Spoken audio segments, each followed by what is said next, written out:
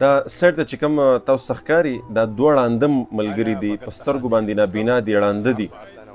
نو دوی دا ځل دې کال حج ته راغلي وو، نو دوی خپل تاثرات بیانوي. یو میډیا والا ترې پوښتنې کوي چې دا څنګه و هغه څنګه، نو دوی ورته خپل تاثرات څه داسې بیانوي چې ګوره دا تاسو ګورئ جوړه جوړه ګرځي.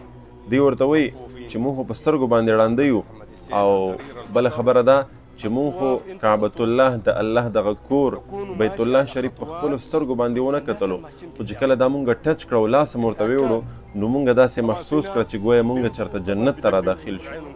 سبحان الله. دی هغه خپل حالات بیانوي، تاسو یې ګورئ سټ د سکرین باندې لګېدلي دي. نو د دې سره سره ماته یو خبره رایاده شو که نه چې ګوره مونږ او تاسو ته هم الله جل شانه سترګې راکړي دي، شپه ورځ په دې باندې کتل کوو لګیا یو.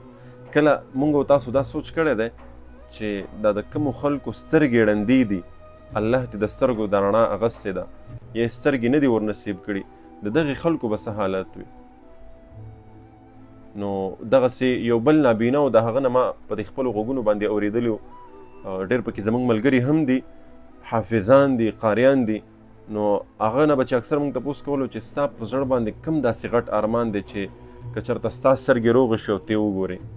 هغه وایي نور خو مې داسې خاصه ارمان نشته په زړه باندې، خو زما په زړه باندې دا ارمان دی چې ما یو ځل د قرآن کریم دا مصحف کتلی وی، یعنې چې دا قرآن کریم څنګه لیکلی شوی دی او دا څنګه دی، دغسې ارمان هغه لرلو. سبحان الله. نو ملګرو موږ او تاسو ته الله جل شانه سترګې راکړي دي، هر یو اندام الله جل شانه پوره پوره راکړی دی. نو موږ او تاسو پکار دی چې د دې په بدله کې د دې شکر ادا کړو، او شکر څه دی؟ د دې په بدله کې موږ او تاسو نیک اعمال وکړو او د دغې سترګو حفاظت وکړو. د دې سترګو شکریه ادا کول دا دی چې موږ او تاسو د دې خپلو سترګو د دې خپلو نظرونو حفاظت وکړو.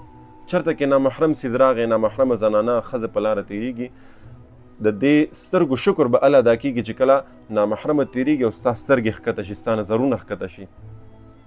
سوشل میډیا ده، ناست یې سوشل میډیا ګورې، سکرولینګ کې، او یو نامحرم څیز ستا مخې ته راغی، فلم مووي وغیره راغله، او تا دا سکیپ کړه، لرې دې کړه، ختمه دې کړه، تا د خپل نظر حفاظت وکړو او تا د دې شکر ادا کړو. کله چې موږ او تاسو د خپلو نظرونو د خپلو اندامونو حفاظت کوو، د دې شکر ادا کوو، نو الله جل شانه فرمایي لئن شکرتم لازیدنکم ولئن کفرتم ان عذابی لشدید. الله وایي ما چې کوم نعمتونه تاسو ته درکړي دي، که چېرته تاسو په دې باندې شکر ادا کو او د دې شکریه هم ادا کوله، څومره نعمتونه چې الله مونږ او تاسو سره کړي، الله وایي که چېرته تاسو په دې باندې شکر ادا کوئ لازیدنکم، الله وایي دا به درته زه نور هم زیات کمه. او ورپسې الله جل شانه فرمایي ولئن کفرتم ان عذابی لشدید. الله وایي که چېرته تاسو زما په نعمتونو باندې شکر نه ادا کوئ او ناشکري کوئ، نو الله وایي زما عذاب ډېر سخت دی. د عذاب د سختېدو ان عذابی لشدید، الله وایي زما عذاب ډېر سخت دی. د عذاب د سختېدو اولنۍ نښه به دا وي، الله وایي چې دا کم نعمت مې درکړی دا به درنه واخلم، په شکر سره به درته زیات کم، خو که چېرته ناشکري دې وکړه الله وایي دا شته نعمت به درنه واخلم، سلب به یې کم درنه. سترګې دي الله ته ډېر اسانه ده، په یو ساعت کې نه بلکې په یو منټ کې هم نه، په نیم منټ کې، په یو سیکنډ کې الله مونږ نه اغوستی شي. نو لہذا دا کم نعمتونه چې الله راکړي د دې مونږ تاسو شکر ادا کړو، او د شکر طریقه ما تاسو وښودله. کوی چې زه د لاس شکر ادا کړم، نو د لاس شکر دا دی چې لاس د حرام کارونو نه منع کړه.